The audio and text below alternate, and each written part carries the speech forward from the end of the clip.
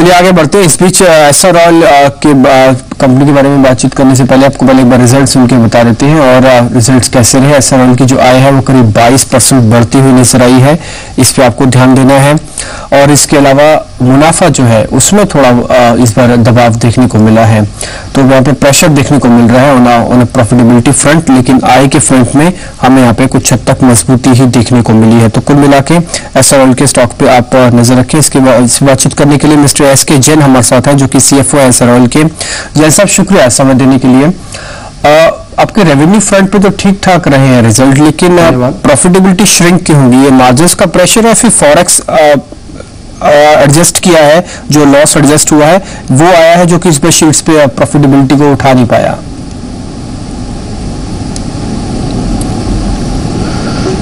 Profitability और forex की बात करने से पहले मैं आपको कंपनी के तिमाही और अर्धवार्षिक पीरियड की जो रिजल्ट्स हैं उसके बारे में आपको कुछ बताना चाहूंगा। प्लीज, बिल्कुल। पहली तिमाही और फर्स्ट हाफ ईयर में both operating and financial performance काफी इंप्रूव हुई है। रिफाइनरी लगातार अपनी कैपेसिटी से ज्यादा क्रूड प्रोसेस कर रही है। इस क्वार्टर में रिफाइनरी ने 5.18 million metric ton crude process किया, जो कि 104% कैपेसिटी यूटिलाइजेशन है। क्रूड डाइट के बारे में कंपनी लगातार हैवी और अल्ट्रा हैवी क्रूड बढ़ा रही है।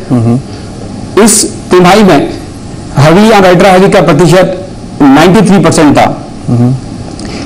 And light and middle distillates, जिसमें कंपनी को ज्यादा मुनाफा मिलता है, ज्यादा रेवेन्यू होती है, उसका प्रतिशत 85% था। इसका मतलब कंपनी की इंक्रीज कैपेसिटी और कॉम्प्लेक्सिटी फुल्ली स्टेबलाइज हो गई है। नाउ कमिंग टू आपके क्वेश्चन के बारे में कि रेवेन्यू हमारा इस क्वार्टर का करीब 27,000 करोड़ से ज्यादा था। पहले तिमाही में ये रेवेन्यू करीबन 14 से 15% ज्यादा है, और फर्स्ट हाफ ईयर में कंपनी ने 50,000 करोड़ का लैंडमार्क रेवेन्यू फिगर क्रॉस किया है। पहले हाफ का रेवेन्यू करीबन 52,000 करोड़ रुपए है। इबिटा पहले हाफ का करीबन 1,500 करोड़ है। ये इबिटा लोअर जीआरएम और to some extent forex provision से इंपैक्टेड है।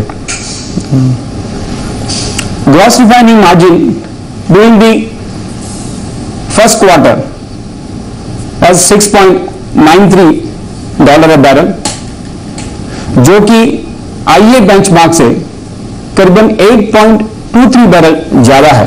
ठीक है, इट मींस हमारी रिफाइनरी कॉम्प्लेक्सिटी में पूरा फायदा ले रही है। बिल्कुल। जैसा बात जी, मैं जो ग्रॉस रिफाइनिंग मार्जिन की बात करते हैं, जिससे कि इबिटा और पैट आता है, वो कम इसलिए हो गया है कि आईए बेंचमार्क इस क्वार्टर का नेगेटिव है, $1.30 नेगेटिव है। बिल्कुल। जैसे मैं एक व्यू भी लेना चाहता था। ठीक है, इस क्वार्टर में जी आप बोलिए, प्लीज बोलिए अपनी बात। क्या बोलिए? मैं ये कह रहा था कि आपके जो जीआरएम्स हैं आगे भी आप फोरकास्टिंग यही कर रहे हैं कि ये $6 से $7 के बीच में ही रहने वाले हैं, या फिर इसमें कुछ अचीवमेंट आप देखेंगे और आएगी इंप्रूवमेंट के तौर पर? दूसरी मैं एक इंपॉर्टेंट बात आपसे और जानना चाहता हूँ कि ओवरऑल क्रूड के प्राइजेस को कहाँ फ्लोट होते हुए देखते हैं, क्योंकि बहुत इंपॉर्टेंट है आप जैसी कंपनीज क्या व्यू रखती है जानना कि क्रूड के प्राइजेस इंटरनेशनली कहाँ फ्लोट होते हुए दिखेंगे। ओके, मैं आपके पहले क्वेश्चन का जवाब देता हूं। रिफाइनिंग मार्जिन्स पिछले 2 क्वार्टर में कम थे, जिसका बेसिक कारण क्या था कि आईए मार्जिन दोनों क्वार्टर में नेगेटिव थे। जनरली आईए मार्जिन पॉजिटिव रहते हैं करीबन $1 से $2 बैरल के बीच में। सो आपके क्वेश्चन की तरफ आते हुए, going forward I expect that gross refining margin should improve in line with the increase demand, and we expect, हम उम्मीद करते हैं कि हम अगले 2 क्वार्टर में, जो कि बैलेंस 6 महीने हैं इस साल के, हम अच्छा परफॉर्मेंस दे पाएंगे।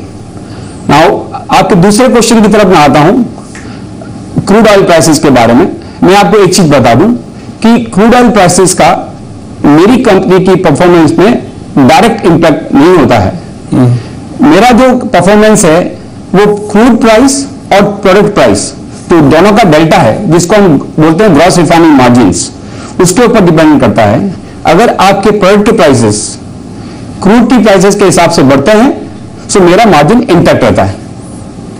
ठीक है, जैन साहब शुक्रिया आपका आज समय देने के लिए, बताने के लिए कि ओवरऑल क्रूड का पूरा इंपैक्ट हो, लेकिन जीआरएम्स आगे और भी इंप्रूव होते हुए दिखेंगे। और आपने जो एक अहम बात की थी जो लाइट क्रूड के बारे में, कि जो कि कंपनी को ऑलमोस्ट 80% से ज्यादा के रेवेन्यू पार्ट में भी आता है, इसमें इंप्रूवमेंट कर रही है कंपनी, तो ये एक स्थिति थोड़ी बेहतर दिखती है। शायद एक बड़ा कारण भी है कि ऑल्दो पूरी तरह से प्रॉफिटेबिलिटी शो नहीं इस बार शीट्स में, लेकिन उसके बावजूद भी स्टॉक में ज्यादा रिएक्शन नहीं होना डाउन साइड। अभी भी सिर्फ 20 पैसे की मामूली गिरावट के साथ ही स्टॉक कामकाज करते हुए 55 रुपये 75 पैसे का स्तर। उम्मीद करते हैं जब अगली बार आपसे बात होगी तो और भी अच्छे जीआरएम्स और कंपनी के बेहतर रिजल्ट से हम आपसे के साथ जुड़ेंगे। शुक्रिया समय देने के लिए। चलिए आगे बढ़ते हैं, फटाफट से सेंसेक्स की स्ट्रेटजी भी देख लेते हैं क्या है।